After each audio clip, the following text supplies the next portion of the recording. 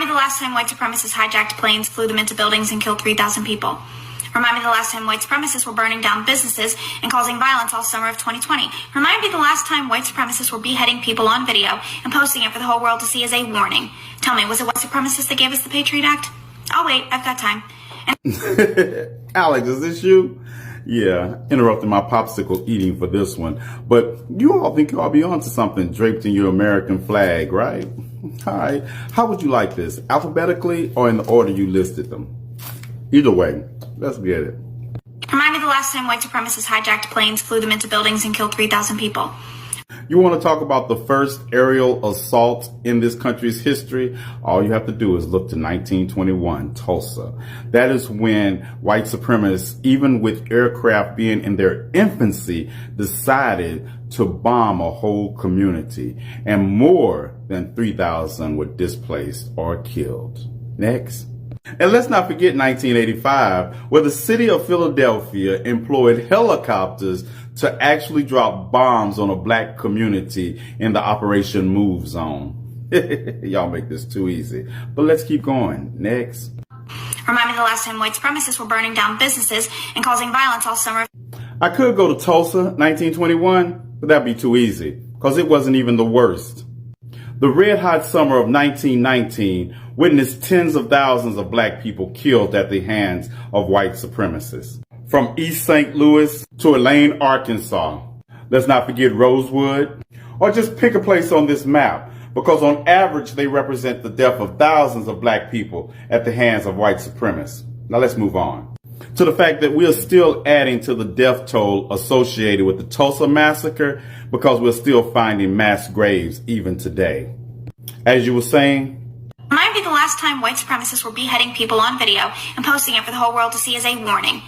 See, I have to block most of this picture because TikTok will take my video down if I show it. But you want to talk about video? White supremacists been using mediums even before video existed to send their warnings.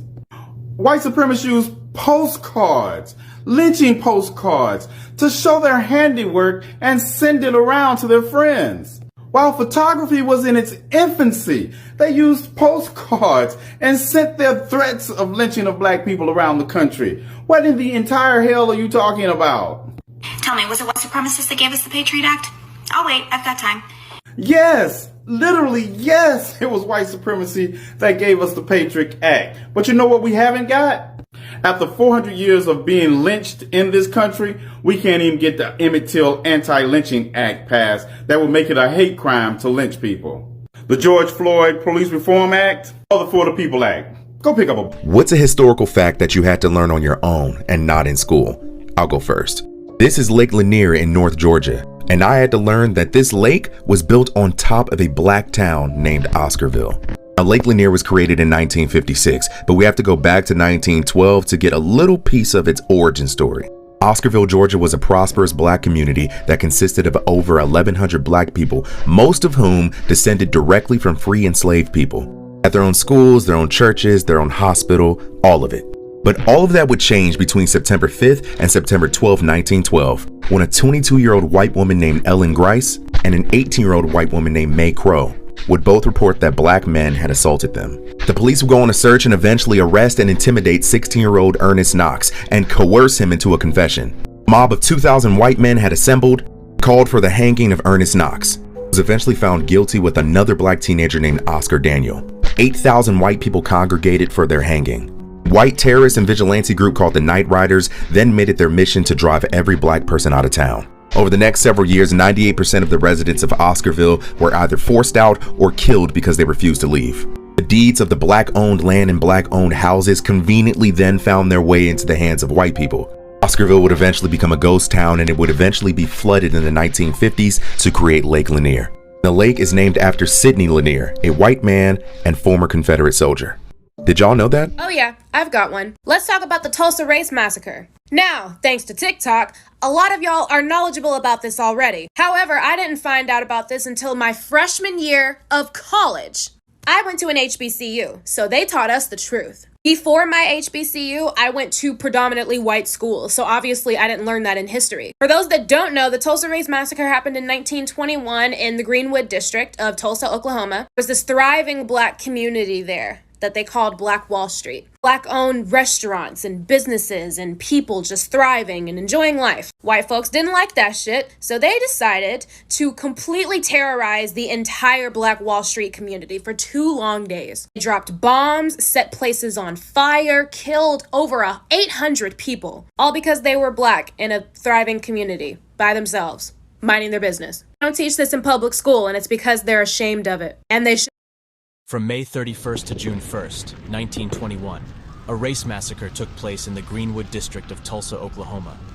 White supremacists, some deputized and armed by the local government, assaulted black residents and burned down 35 square blocks of the Greenwood district, including homes and businesses. The area had formerly prospered, known to the locals as Black Wall Street, and was among the wealthiest black neighborhoods in the United States. But in just 2 days, thousands of families lost everything. The race massacre took as many as 300 lives and injured 800 people. 6,000 black residents were arrested and 10,000 were left homeless in the aftermath. None of the victims were compensated for their losses. If you like my content, hit the like button and subscribe.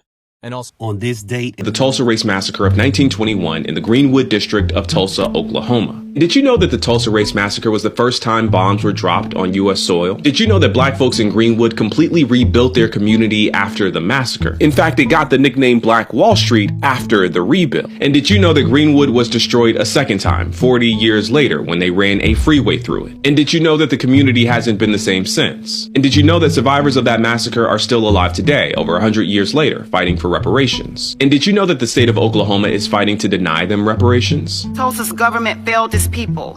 Tulsa's government failed these survivors. Tulsa's government failed Rebecca Brown Crutcher. And now we are here asking our nation's government to see that justice is done in the form of reparations. The vestiges of the massacre are still found in Tulsa's criminal legal system, which has torn my family apart. In 2016, Tulsa police officer Betty Shelby shot and killed my twin brother. Terrence Crutcher is his name. Terrence Crutcher is his name. That's Dr. Tiffany Crutcher. Her brother is Terrence Crutcher, and she is the descendant of people who survived the Tulsa Race Massacre. Tulsa is a story of American tragedy, but it doesn't have to be.